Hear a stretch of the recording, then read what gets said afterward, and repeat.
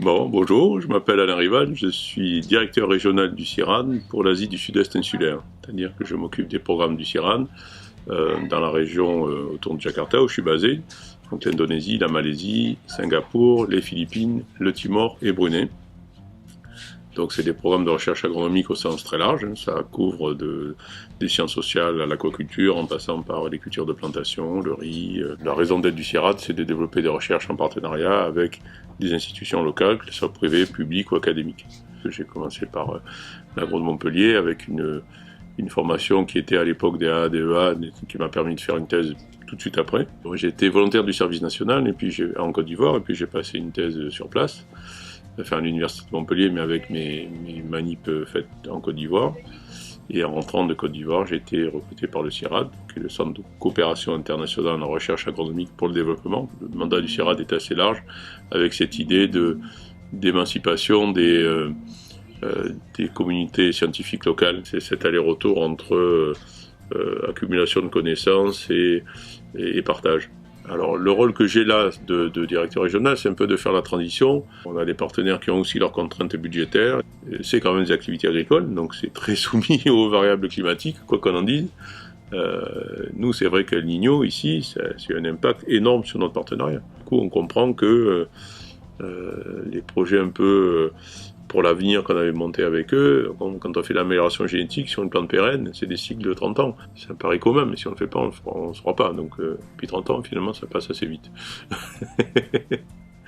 Quand on est bien occupé à accumuler des données, on s'aperçoit que finalement, on a eu raison de le faire au moment où on l'a fait. Le proverbe chinois qui dit planter une forêt, c'était bien de l'avoir fait il y a 10 ans, mais si on le fait aujourd'hui, c'est pas mal non plus. On est financé sur projet. Ça peut être des projets à 100% privés, ce qui est beaucoup le cas ici en Indonésie. On a beaucoup de partenariats privés, des partenariats très structurants, qui sont pas du tout, alors pour le coup, occasionnels. Un projet qui a bien marché, c'est un projet qui a posé plus de questions que ce qu'il en a résolu. C'est comme une thèse. Forcément, votre projet, quand il arrive à terme, il est sur des idées un petit peu obsolètes. C'est bon signe, ça veut dire que la discipline évolue aussi. Donc vous avez répondu aux questions, mais très souvent au cours du projet, vous avez utilisé des outils auxquels vous ne pensiez même pas avoir accès au départ. Donc vous êtes allé au-delà de la question. Moi je suis biologiste moléculaire, donc si j'ai pas de laboratoire pour m'amuser avec de l'ADN, je fais pas de recherche. Mon métier là, ça durera ce que ça durera. Si je faisais pas ça avant, je ferais sûrement pas ça après. C'est de faciliter l'émergence et la continuité de projets dans la région. Et bon, c'est très intéressant parce que c'est des pans de l'agronomie auxquels j'avais pas accès. Mais en ayant fait la recherche, je sais ce qu'un chercheur entend d'un projet de recherche. Ça peut servir. C'est juste un autre métier, mais c'est complètement complémentaire. L'un sert à l'autre réciproquement. J'ai beaucoup aimé de faire ma thèse en Côte d'Ivoire.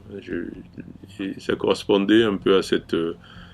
Bon, c'est une belle idée, elle est un peu ingénue, mais de partager, de ne pas garder pour soi la notion de bien public, voilà, de publier ce qu'on a, de ne pas rentrer dans une compétition un peu stérile. Et ça, le domaine scientifique, on a encore, quand on travaille dans la recherche publique, cette fraternité. Nous, on est invités dans le pays, on n'habite pas ici. Moi, si j'ai plus rien à faire en Indonésie, je vais au Cameroun ou en Colombie, je vais là où on aura besoin de moi. On a à la fois des cultures de plantation, dont le palmier à huile, mais le caoutchouc, le café, le cacao, qui sont au cœur d'une demande mondiale qui explose, portée pour des raisons différentes, mais tous portés par une classe moyenne qui émerge partout, en Inde, en Chine, en Indonésie.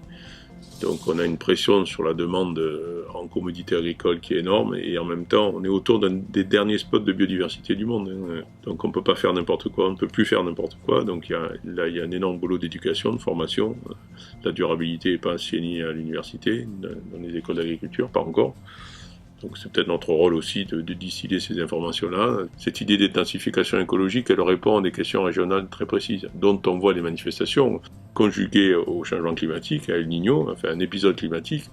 On voit qu'il y a des pratiques agricoles qui sont absolument pas adaptées, qui ont été renforcées par la déforestation, qui sont pas contrôlées par manque de politique publique. Les feux de brousse récurrents, c'est des manifestations. Voilà, c'est vraiment les problèmes du moment ici. Alors, ils sont partout, mais ici, ils sont particulièrement aigus. Ça permet d'avoir un cadre général. C'est peut-être la seule différence avec une formation purement universitaire. On touche un peu à tout, et ça, c'est très précieux. Un boulot d'ingénieur, c'est quelqu'un qui donne des solutions. Caricature en disant qu'un ingénieur, il donne des solutions imparfaite qui marche et un chercheur va chercher des solutions parfaites qui ne marchent pas.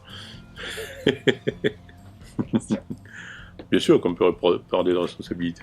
Justement parce qu'on est aux confins de questions globales, l'alimentation, c'en est une.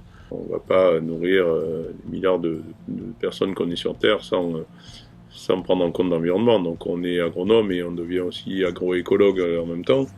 Et puis, si on parle de développement durable, si on s'attaque à ces questions-là, qui sont vraiment le cœur de notre métier, ça veut dire qu'on a une composante sociale qui va rentrer en compte. Donc notre responsabilité, elle est dans ces trois cas-là. C'est plus d'augmenter la productivité et de faire des super variétés ou de concevoir des super moissonneuses-batteuses. Je pense que la question est beaucoup plus complexe. Garder un peu dans un coin de sa tête notre culture paysanne, quoi. De se dire qu'est-ce qu'on fait, est-ce que le paysan, qu'est-ce qu'il y gagne, quoi.